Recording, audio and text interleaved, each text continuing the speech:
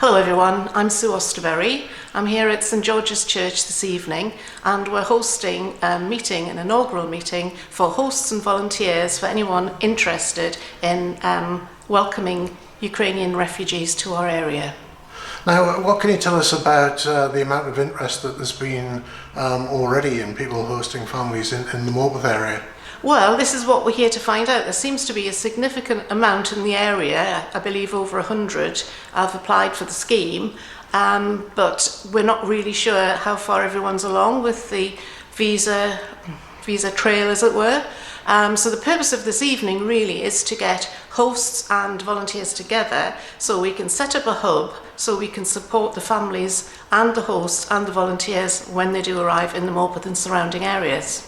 Now, you're involved in this scheme yourself, I believe. Can you tell me a little bit about how you got involved and what the current state of progress is and who you hope to welcome? Right, well yes we are. Myself and my husband John are hosting a mum and her 8-year-old boy, and they are currently still stuck in Ukraine.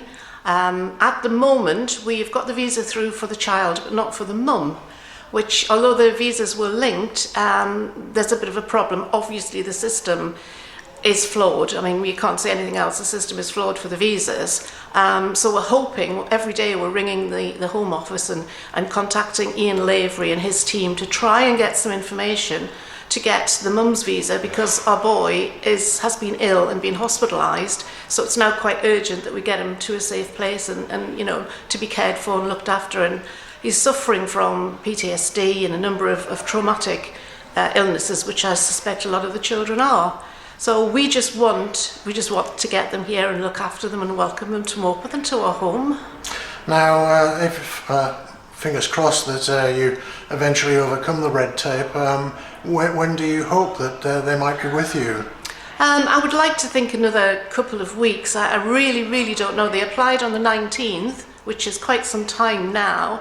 They're heading towards Moldova in the west of the country.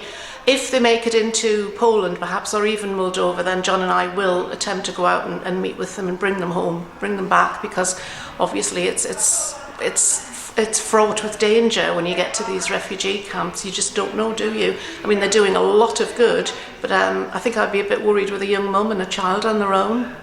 And as far as being hosts yourselves, or indeed other people who are perhaps willing to be hosts, yeah.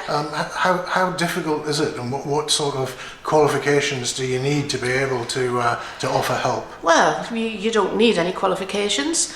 You just need somewhere, a safe environment, a safe and loving environment, and be willing to share your home with another family who will become part of your family. Obviously there are stringent checks by the council and the fire service, and you do need a DBS check, which we've gone through all of this.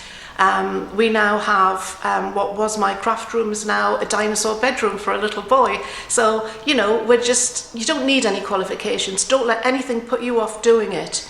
You know, just do it, because it's such a wonderful thing to do, and, you know, if we could take more, we would.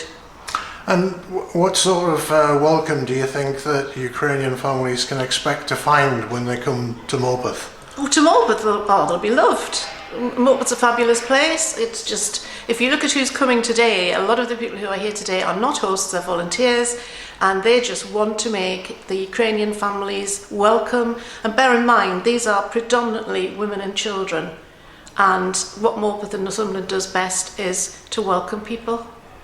And what other things do you think can be done, perhaps by not just by individuals but by organisations in Morpeth, to make life more comfortable or easier for people coming from this terrible situation?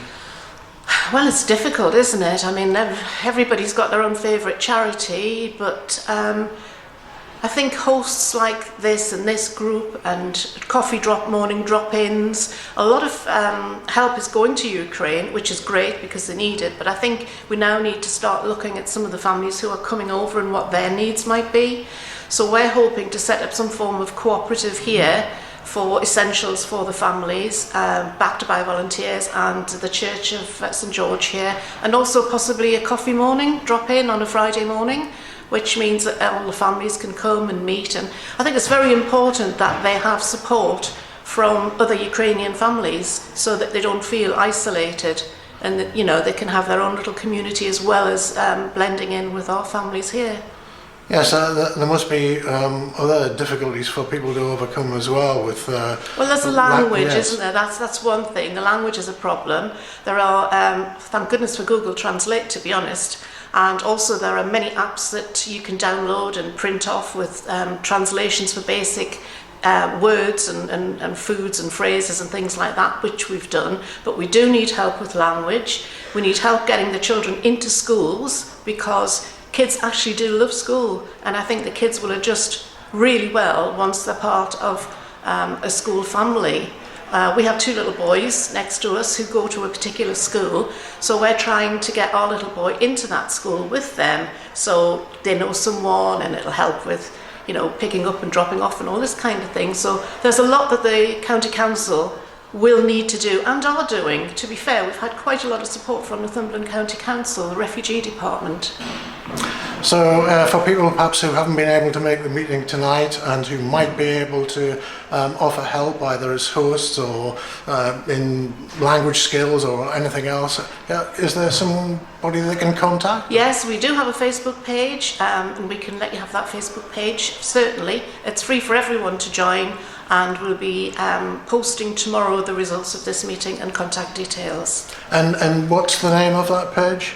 It's Help for Ukrainian Families Morpeth Okay, and surrounding areas. It's a bit of a mouthful, but basically if you go onto Facebook, click on the badge and you'll get there. Okay, the best of luck with that. Thank you so much. Thank you for coming. Thank you.